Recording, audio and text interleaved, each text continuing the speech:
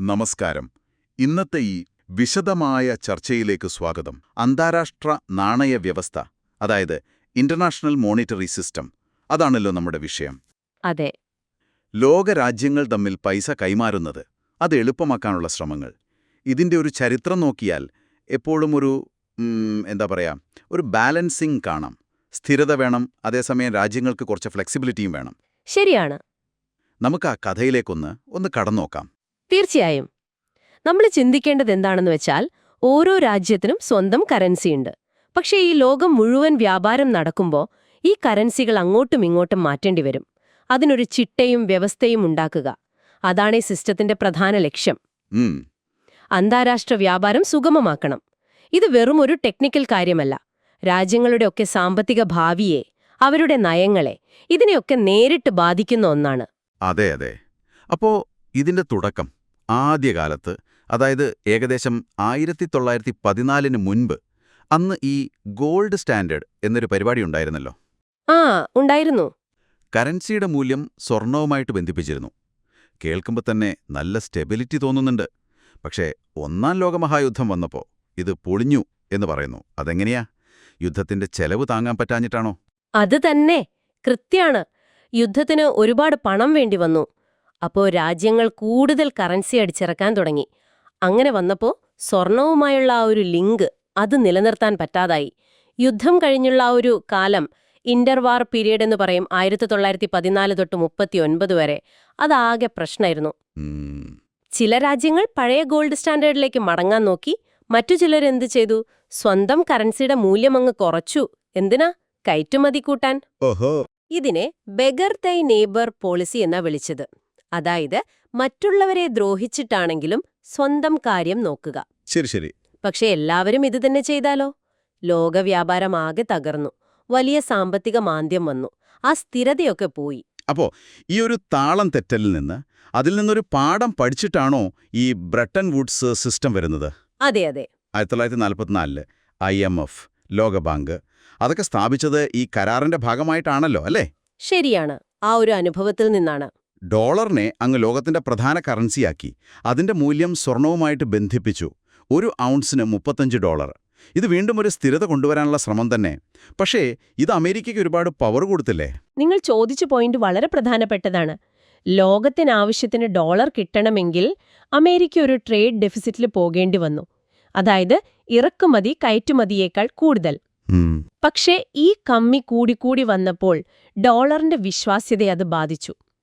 സിമ്പിളായി പറഞ്ഞാൽ, അമേരിക്കയുടെ കയ്യിലുള്ള സ്വർണത്തേക്കാൾ കൂടുതൽ ഡോളർ പുറം ലോകത്ത് സർക്കുലേഷൻ ചെയ്യാൻ തുടങ്ങി. അങ്ങനെ. ഇതാണ് പ്രൊഫസർ ട്രിഫിൻ ചൂണ്ടിക്കാണിച്ച ട്രിഫിൻ ഡെലമ്മ. ഒരു രാജ്യത്തിന്റെ കറൻസിക്ക് ഒരുപാട് കാലം ലോകത്തിന്റെ റിസർവ് കറൻസിയായി നിൽക്കാൻ പറ്റില്ല എന്നൊരു പ്രശ്നം. ആ ഒരു തിരിച്ചറിവാണോ 1971 അമേരിക്ക പെട്ടെന്ന് ഡോളറും സ്വർണവുമായുള്ള ബന്ധം അങ്ങ് വേണ്ടെന്ന് വെക്കാൻ കാരണം? ഏകപക്ഷീയമായിട്ട്. അതെ, അതായിരുന്നു പ്രധാന കാരണം. അതോടെ ആ ബ്രിട്ടൺ വുഡ്സ് കാലഘട്ടം കഴിഞ്ഞു. 1973 ആയപ്പോഴേക്കും അത് പൂർണ്ണമായി ഇല്ലാതായി. പിന്നീട് വന്നതാണ് ഈ ഫ്ലോട്ടിംഗ് എക്സ്ചേഞ്ച് റേറ്റ് എന്ന് പറയുന്നത്. അതെന്താണ്? അതിന്റെ ഒരു പ്രായോഗിക അനുഭവം എങ്ങനെയാണ്? എപ്പോഴും ഇങ്ങനെ റേറ്റുകൾ മാറിക്കൊണ്ടിരിക്കുകയാണോ? ഒരു തരത്തിൽ പറഞ്ഞാൽ അതെ. കറൻസികളുടെ മൂല്യം അത് വിപണിയിലെ ഡിമാൻഡും സപ്ലൈയും അനുസരിച്ച് ദിവസവും മാറിക്കൊണ്ടിരിക്കും. ചിലപ്പോൾ വലിയ മാറ്റമുണ്ടാവില്ല, ശാന്തമായിരിക്കും. ചിലപ്പോൾ വലിയ ചാഞ്ചാട്ടങ്ങളുണ്ടാകും. അപ്പോൾ ഈ പുതിയൊരു സിസ്റ്റത്തിൽ കുറച്ചുകൂടി സ്റ്റെബിലിറ്റി കൊണ്ടുവരാന് ചില വഴികൾ നോക്കി. അതിലൊന്നാണ് IMF 1969 കൊണ്ടുവന്ന സ്പെഷ്യൽ ഡ്രോയിങ് റൈറ്റ്സ്, SDR. അതെന്താണ്? ലളിതമായി പറഞ്ഞാൽ എന്തിനായിരുന്നു അതിന്റെ ആവശ്യം? അതായത് രാജ്യങ്ങൾക്ക് കയ്യിൽ കരുതൽ ധനമായി സൂക്ഷിക്കാൻ, ഡോളറിനും സ്വർണത്തിനും ഒരു ബദൽ പോലെ, അല്ലെങ്കിൽ അവർക്ക് പരസ്പരം കടങ്ങൾ വീട്ടാനൊക്കെ ഉപയോഗിക്കാവുന്ന ഒരു അസെറ്റ് IMF ഉണ്ടാക്കിയെടുത്ത ഒന്നാണ്. അതിന്റെ മൂല്യം ഏതെങ്കിലും ഒരു കറൻസിയുമായിട്ട് മാത്രം ബന്ധപ്പെട്ടല്ല. ഡോളർ, യൂറോ, യെൻ, പൗണ്ട്, പിന്നെ ചൈനയുടെ യുവാൻ, ഈ പ്രധാന കറൻസികളുടെ ഒരു ബാസ്ക്കറ്റ് നോക്കിയാണ് അതിന്റെ വാല്യൂ തീരുമാനിക്കുന്നത്.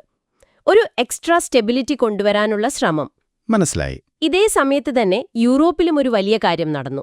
യൂറോപ്യൻ മോണിറ്ററി സിസ്റ്റം, യൂറോ വന്നത്. അത് പിന്നീട് യൂറോ എന്ന ഒറ്റ കറൻസിയിലേക്ക് എത്തി. അതും ഒരു സ്ഥിരത ലക്ഷ്യമിട്ടിട്ടുള്ള ഒരു റീജിയണൽ ശ്രമമായിരുന്നു.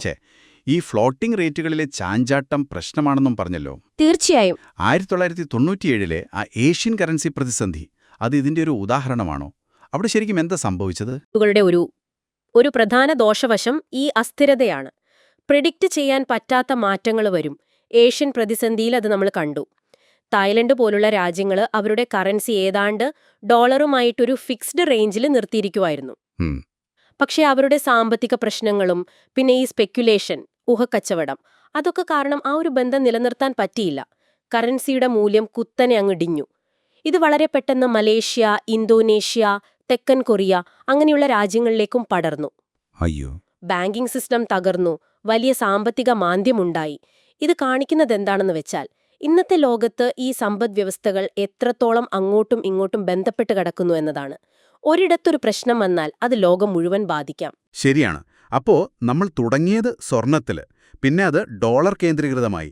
ഇപ്പൊ പ്രധാനമായും ഈ ഫ്ലോട്ടിംഗ് റേറ്റുകളും പിന്നെ യൂറോ പോലെയുള്ള പ്രാദേശിക കറൻസി യൂണിയനുകളും അങ്ങനെയുള്ള ഒരു കുറച്ചുകൂടി കോംപ്ലക്സ് ആയ എപ്പോഴും മാറിക്കൊണ്ടിരിക്കുന്ന ഒരു സംവിധാനത്തിലാണ് നമ്മൾ എത്തി നിൽക്കുന്നത്. അതെ, സ്ഥിരതയും രാജ്യങ്ങളുടെ ഒരു ഫ്ലെക്സിബിലിറ്റിയും തമ്മിലുള്ളൊരു സന്തുലിതാവസ്ഥ തേടിയുള്ള യാത്ര. അതെ, ആ യാത്ര ഇപ്പോഴും തുടർന്നുകൊണ്ടിരിക്കുകയാണ്, അവസാനിച്ചിട്ടില്ല.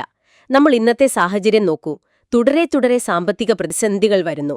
ലോക വ്യാപാര സംഘടനയിലാണെങ്കിൽ തർക്കങ്ങൾ, രാജ്യങ്ങളുടെ പരമാധികാരം, പിന്നെ ഈ ഗ്ലോബൽ ഇക്കണോമിക് നിയമങ്ങൾ, ഇവ തമ്മിലുള്ള ഒരു ടെൻഷൻ എപ്പോഴും ഉണ്ട്.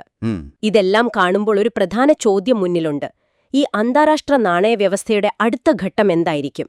പ്രത്യേകിച്ചും നിങ്ങളെപ്പോലുള്ളവർക്ക് ചിന്തിക്കാൻ, ഇന്ത്യയെപ്പോലെയുള്ള വളർന്നുവരുന്ന രാജ്യങ്ങളെ ഈ മാറ്റങ്ങൾ എങ്ങനെയായിരിക്കും ബാധിക്കാൻ പോകുന്നത്? ശരിയാണ്. അതൊരു തുടർന്നും ആലോചിക്കേണ്ട ഒരു വിഷയം തന്നെയാണ്.